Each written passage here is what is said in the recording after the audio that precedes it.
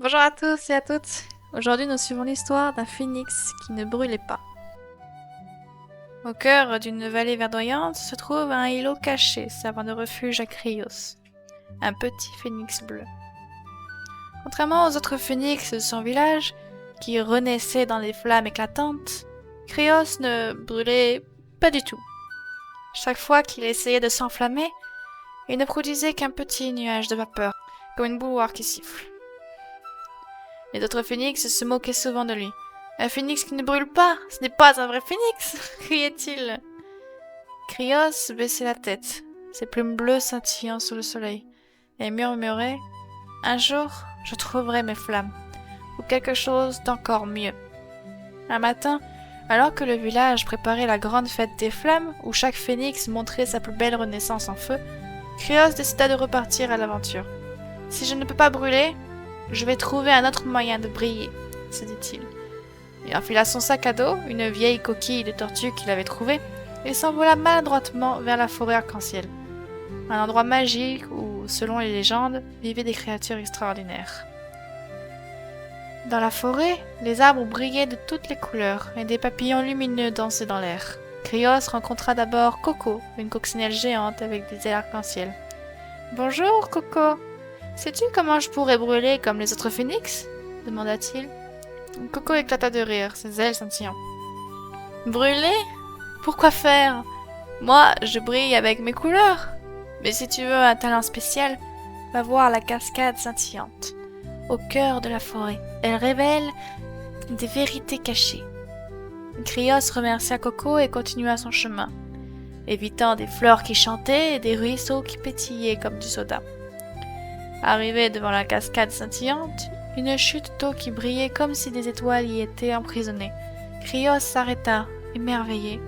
L'eau tombait en un rideau argenté, et des reflets dansaient sur les rochers. Krios s'approcha et demanda « Comment puis-je brûler pour la grande fête des flammes ?» À sa surprise, la cascade ne répondit pas avec des mots. Au lieu de cela, les gouttes d'eau s'illuminèrent projetant des images sur la surface d'un rocher plat à côté. Krios vit une silhouette de phénix, comme lui, mais entourée de flocons de neige scintillants. Puis, l'image montra un lac, avec un message clair formé par des reflets. « Va au lac des reflets. » Intrigué, Krios comprit que la cascade lui montrait un chemin. Il s'envola vers le lac, ses petites ailes battant avec énergie. Le lac des reflets brillait comme un miroir sous le soleil. Krios se pencha et regarda son reflet. D'abord, il ne vit rien d'étrange, juste ses plumes bleues et ses yeux dorés. Mais soudain, il sentit une chaleur dans son ventre. Il ouvrit le bec et au lieu de flammes, il cracha un nuage de flocons de neige scintillants.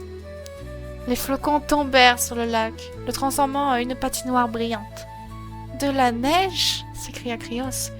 Émerveillé, il essaya encore, et cette fois, il créa une petite tempête de flocons qui dansaient autour de lui, formant des étoiles et des spirales dans l'air.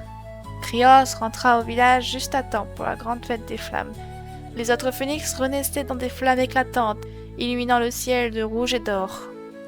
Quand ce fut son tour, Krios prit une grande inspiration et libéra une tempête de flocons scintillants. Les flocons recouvrirent le village d'une fine couche de neige brillante. Et les enfants phénix se mirent à jouer, glissant et riant. Même les phénix adultes, d'abord surpris, applaudirent. « C'est magnifique, Krios, » dirent-ils. « Tu as apporté la magie de l'hiver à notre fête. » Ce soir-là, Krios s'assit sur une colline, regardant les étoiles scintiller au-dessus du village enneigé. Il sourit, ses plumes brillant sous la lumière de la lune. « Je ne brûle peut-être pas, mais j'ai trouvé mon propre éclat, » murmura-t-il. Et pour la première fois, il se sentit fier d'être un phénix différent.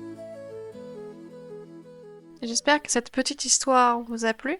N'hésitez pas à vous abonner, à liker et à laisser un petit commentaire. Ciao!